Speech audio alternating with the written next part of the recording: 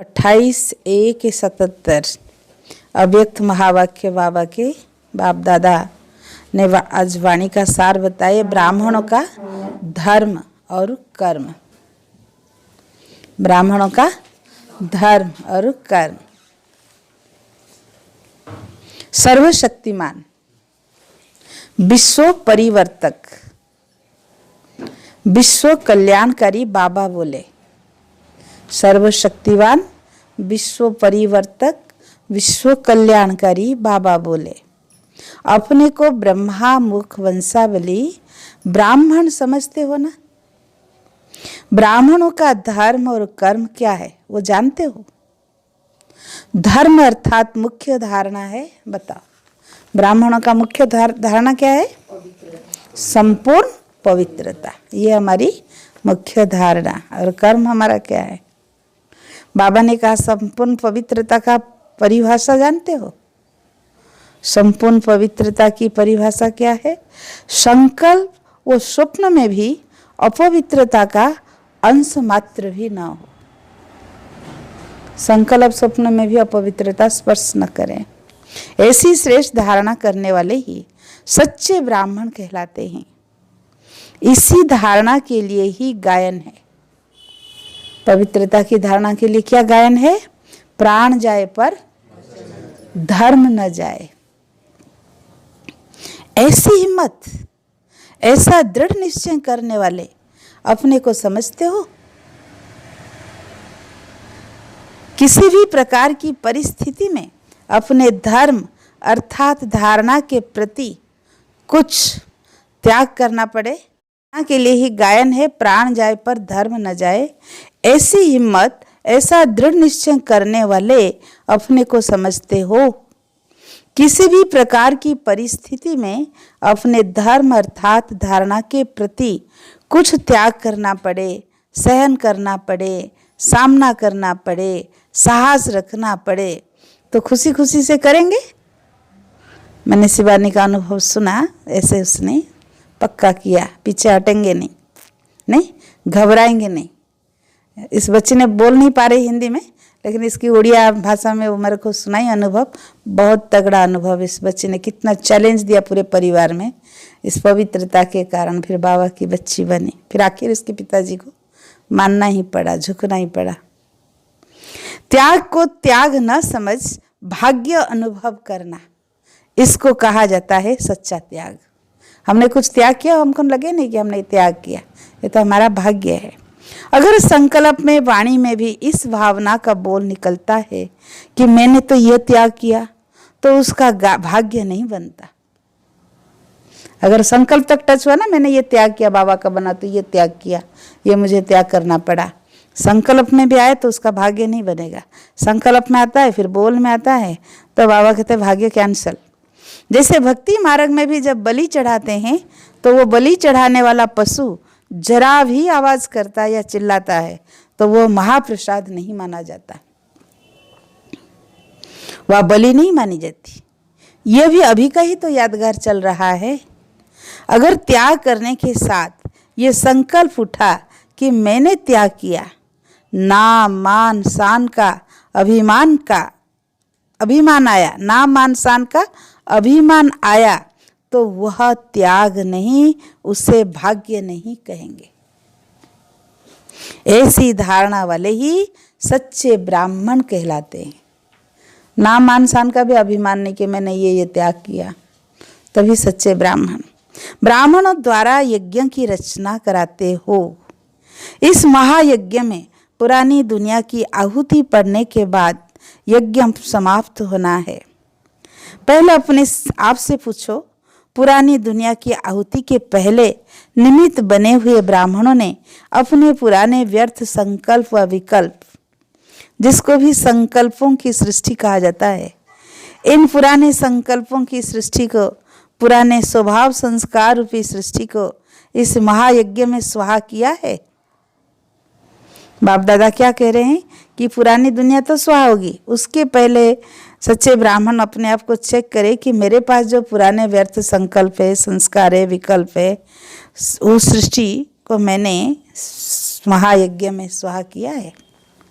पुराने संकल्पों की सृष्टि। अगर अपने हद की सृष्टि को स्वाहा नहीं किया व अपने पास रही सामग्री की आहुति नहीं डाली तो बेहद की पुरानी सृष्टि की आहुति कैसे पड़ेगी?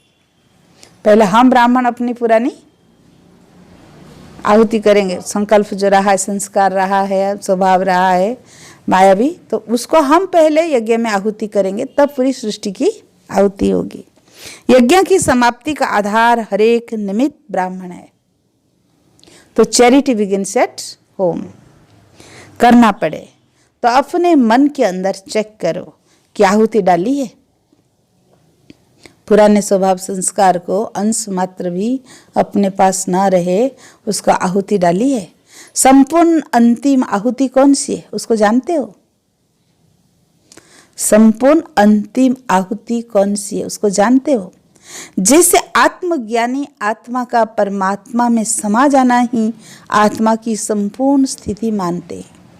आत्मज्ञानी कहते हैं ऐसी साधना हो आत्मा की जो आत्मा परमात्मा में समा जाए, उस समाधि संपूर्ण स्थिति मानते हैं। इस अंतिम आहुति का स्वरूप है मैंपन समाप्त हो। अंतिम आहुति क्या है? मैंपन संपूर्ण समाप्त। बाबा बाबा बोल मुख से वो मन से निकले, अर्थात बाप में समा जाए। आत्मा बाबा बाबा करके बाबा में समा जाए। मैं बकरीपना खत्म। इसको कहा जाता है समा जाना, अर्थात समान बन जाना। इसको कहा जाता है अंतिम आहुति। संकल्प में भी देहभान का मैंपन न हो, अनादि आत्मिक स्वरूप की स्मृति हो। सदा कौन सी स्मृति हो? अनादि आत्मिक स्वरूप में निराकारी बिंदी आत्मा हो, ये स्मृति हो। बाबा बाबा अनाहद शब्द हो, अंदर से बाबा बाबा शब्द सदा निकलता रहे। आदि ब्राह्मण स्वरूप को धर्म और कर्म की धारणा हो। आदि ब्राह्मण स्वरूप को अपनी ब्राह्मण जीवन का धर्म और कर्म की धारणा हो। इसको कहा जाता है सच्चे ब्राह्मण। तो हमारा धर्म हो गया संपूर्ण पवित्रता, और हमारा कर्म क्या हो गया? अपनी पुराने स्वभाव संस्कार को संपूर्ण आहुति देना। और पहले बाबा ने कहा था एक बार, कर्म ब्राह्मणों का विश्व कल्याण करना। लेकिन विश्व कल्याण के पहले तो ये आहुति चाहिए। जब हम आहुति देंगे ब्राह्मण पहले खुद, फिर जाके सारा विश्व आहुति करेगा। ऐसे सच्चे ब्राह्मणी यज्ञ की समाप्ति निमित्त बनते हैं। यज्ञ रचने वाले तो बने, अब समाप्ति के भी निमित्त बनो, अर्थात अपने अंतिम आहुति डालो, तो बेहद की पुरानी दुनिया की आहुति भी पड़ जाएगी। समझा अब क्या करना है? संपूर्ण बनने का यही सहज साधन है, संपूर्ण आहुति देना। इसको ही संपूर्ण स्वाहा कहा जाता है। तो स्वाहा हो गए, वह अभी होना है, अभी होना है ना? स्वाहा हो गए। अंतिम आहुति अंतिम घड़ी पर ही डालनी है क्या? बाबा पूछ रहे हैं कि अंतिम घड़ी डालोगे अंतिम आहुति या इसके पहले? जब स्वयं डालेंगे तब दूसरों से डलवा सकेंगे। इसलिए ब्राह्मण क्या करते हैं? पहले स्वाहा, तिल स्वाहा, जो स्वाहा, वो स्वाहा स्वाहा करेगा, और जो बैठे होंगे कहेंगे आप भी डालो, उनके हाथ में पकड़ाएगा। पहले ब्राह्मण डालेगा, फिर बाद में। यज्ञ में ऐसे होता है ना, हाँ, पीछे पीछे। तो इसलिए बाबा ने कहा स्वयं डालो तो दूसरों से डलवा सकेंगे। फिर करेंगे ऐसा ना सोच, अब करना ही है। बाबा ने तो कहा सोचेंगे, करेंगे, करना तो है। बाबा कहते ये डायलॉग नहीं, करना ही है। जैसे सुनने के लिए चातक रहते हो, मिलने के लिए प्लान्स बनाते हो कि हमारा टर्न पहले हो, तो जैसे यह सोचते हो वैसे मिटने में भी पहले टर्न लो। अपने मैंपन को मिटाने में पहला टर्न आप लो, फर्स्ट टर्न। करने में फर्स्ट टर्न लो ना। अच्छा, ऐसे संपूर्ण स्वाहा होने वाले, संपूर्ण आहुति डालने वाले, स्वयं के परिवर्तन से विश्व परिवर्तन के निमित्त बनने वाले सच्चे ब्राह्मणों को, बाप समान संपूर्ण ब्राह्मणों को, सर्वश्रेष्ठ धर्म और कर्म में स्थित रहने वाले ब्राह्मणों को बाप दादा का याद प्यार और नमस्ते। हम रूहानी बच्चों की, श्रेष्ठ ब्राह्मणों की बाप दादा को याद प्यार और नमस्ते नमस्ते नमस्ते। सच्चे ब्राह्मण है ना, संपूर्ण आहुति डालने वाले। और एक फेज वाला है, इसको आज कंप्लीट कर दूंगी। 29-1-77 ये वाणी है मधुबन की महिमा। जो बाबा मधुबन में आते हैं तो उसकी महिमा क्या है। नलेजफुल निराकारी निर्विकारी बाबा मधुबन निवासी बच्चों से बोले, सभी सदा खुश होना। जो तीनों कालों के राज को जान गए तो राजी हो गए ना। कभी भी कोई नाराज होता है अर्थात ड्रामा के राज को भूल जाता है ना। हमारे अंदर कभी भी किसी बात की नाराजगी आती है ना, तो समझना है कि हमने ड्रामा के राज को अभी तक जाना नहीं, समझा नहीं। तो नाराजगी किस बात की। कोई भी सीन हो जाए हमें नाराज नहीं होना है। बाबा कहते जो सदा ड्रामा के राज को तीनों कालों को जानते हैं तो वो राजी रहेगा ना। नाराज होने का कारण राज को नहीं जानना है। तीनों कालों के ज्ञाता बनने वाले को त्रिकालदर्शी कहा जाता है। वो सदा राजी और खुश रहता है।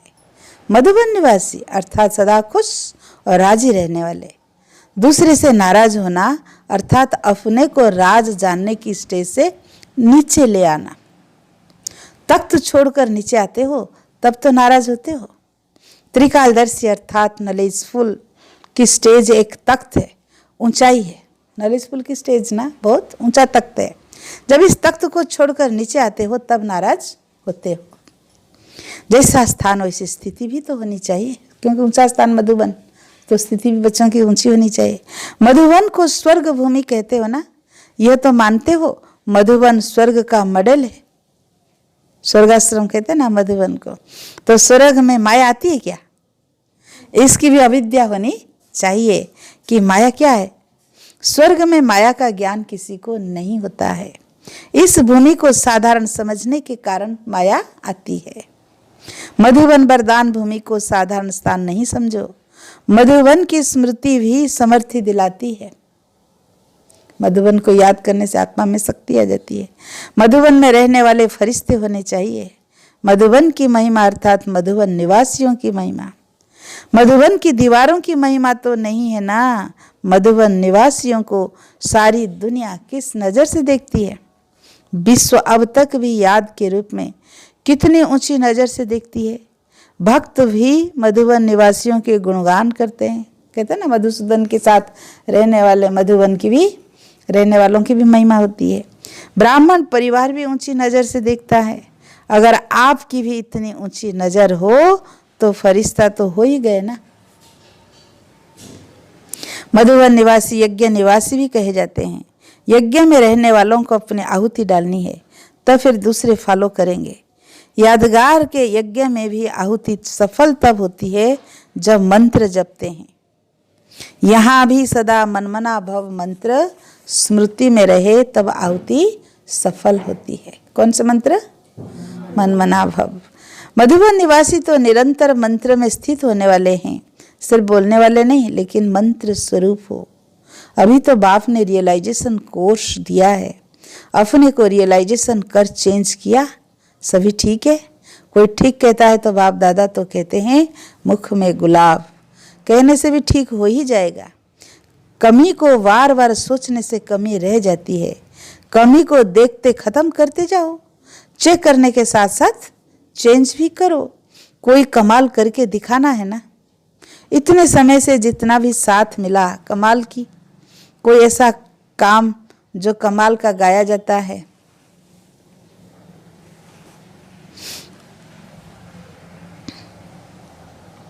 बाबा कहते हैं क्या करना है, इतने समय जो रहे बाबा के साथ काम मिला तो कमाल की है ना। कोई ऐसा काम जो कमाल का गाया जाए या करते हुए भी भूल जाते हो। अपने को सदा गुण मूर्त देखते ऊंची स्टेज पर स्थित रहते हो। बाबा कहते सदा अपने को गुण मूर्त आत्मा समझ के अपनी ऊंची स्थिति पर स्थित रहो, तब तो दूसरों के नज़र में आप ऊंचे आएंगे। आप खुद को जब ऊंचा सम्मान नहीं दे पा रहे तो दूसरे आपको कैसे सम्मान देंगे। कई कहते मेरा तो कोई आदर ही नहीं करता है, मेरे को तो कोई पूछता ही नहीं है। इसका कारण क्या है पता है? हम खुद को खुद मान देना नहीं जानते। बाबा ने कहा जो जितना ऊंची सोमान में स्थित होता है ऑटोमेटिक दूसरों का नज़र उसके प्रति इतनी ऊंचा रहेगा। आप सारा समय फरिश्ता सोचो, देखो दूसरों को भी आप फरिश्ता दिखाई देंगे। मैं महान आत्मा हूँ, श्रेष्ठ आत्मा हूँ, भाग्यवान आत्मा, दूसरों का आपका भाग्य दिखाई पड़ेगा। आप तो कहें मैं तो कुछ भी नहीं हूँ, तो कुछ नहीं रहोगे। आपने खुद तो माना ना मैं कुछ नहीं हूँ, और दूसरे कैसे मानेंगे आपको। तो इसलिए बाबा ने आज बच्चों को ये पक्का कराया कि आप जितना अपनी ऊंची स्मृति में रहेंगे, गुणमूर्त स्टेज पे रहेंगे, तो उतना ही आप ऊंची स्थिति का अनुभव करेंगे। नीचे नहीं आओ। सुना था ना कि जो रॉयल फैमिली के बच्चे होते हैं वो कभी धरती पर मिट्टी पर पाँव नहीं रखेंगे। यहाँ यह देहभान मिट्टी है, इसमें नीचे नहीं आओ, माना देहाभिमान में नहीं आओ। इस मिट्टी से सदा दूर रहो। संकल्प से भी देहाभिमान में आए, अर्थात मिट्टी में पांव रखा। संकल्प में भी हमें देहाभिमान आ गया, माना हमने मिट्टी में पांव रखा। वाचा कर्मणा में आना, अर्थात मिट्टी खा ली। देवान की बातें हमने मुख से बोला और देवान की कर्म किया, माना हमने मिट्टी खाई। रॉयल फैमिली के बच्चे कभी मिट्टी नहीं खाते। सदा स्मृति में रहो कि ऊंचे से ऊंचे बाप के ऊंची स्टेज वाले बच्चे हैं। ऊंचे से ऊंचे बाप के ऊंची स्टेज वाले बच्चे हैं, तो नीचे नजर नहीं आएगी। पुरानापन तो स्वप्न से भी खत्म कर देना है। कोई भी आत्मा के अंदर पुरानेपन का संस्कार न रहे। जो योगी तो आत्मा, ज्ञानी तो आत्मा होगा, उनका स्वप्न भी नई दुनिया, नई जीवन का होगा। ज्ञानी योगी आत्मा की स्वप्न भी नई दुनिया की आएगी, नई रचना की, नई जीवन की। जब स्वप्न ही बदल गया तो संकल्प की बात ही नहीं। मधुबन निवासियों के स्वप्न भी श्रेष्ठ, बाप दादा भी उसी नज़र से देखते हैं। मधुबन निवासी नाम की महिमा है, जो अंत समय तक भी नामधारी, सिर्फ वृंदावन और मधुबन, सिर्फ नाम पर अपना शरीर निर्वाह करते रहते हैं। ब्राह्मण लोग जो रहते हैं ना वृंदावन में, वृंदावन के ब्राह्मण है, मथुरा के ब्राह्मण है, तो उनका नाम से ही तो, ब्राह्मण नाम से उनका पेट भरता है ना, काम चल रहा है ना। बाबा कहते संगम युगी ब्राह्मण इतने श्रेष्ठ, उसका गायन यादगार भक्ति में भी चलता है। नाम की इतनी महिमा है, जो मधुबन निवासियों का नाम ही महान है। जब नाम की इतनी महिमा है तो स्वयं स्वरूप की क्या होगी। अपना स्वरूप कितना ऊंचा होगा। अच्छा, सभी संतुष्ट तो हो ही। अच्छा, ओम शांति। तो अब बाबा ने मधुबन की भी महिमा कराए और साथ साथ हम बच्चों को क्या टेंशन दिलाया आज बाबा ने, हमारा ध्यान खिंचवाया।